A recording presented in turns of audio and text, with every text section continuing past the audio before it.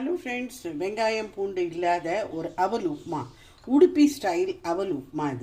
இது பலகாரத்துக்கெல்லாமே ஏற்றது. இது எப்படி செய்யறதுங்கிறத பார்க்கலாம். இதில் நான் அவல் 1 கப்பு ஊற வச்சுருந்தேன், கெட்டி அவல். இது இங்கே வெள்ளரிக்காய், அது பாருங்கள், இது துருவி வச்சுருக்கேன். இதை நல்லா புழிஞ்சு இதில் போட்டுன்றணும். ஒரு 10 நிமிஷம் ஊற வைக்கணும். நல்லா மிக்ஸ் பண்ணி வச்சுருக்கேன். ஒரு பேன் வச்சு இதில் 1 டேபிள் ஸ்பூன் எண்ணெய் விட்டுருக்கேன்.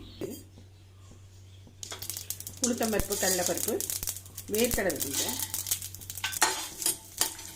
கருவேப்பிலை, பச்சை மிளகாய், பெருங்காயம்.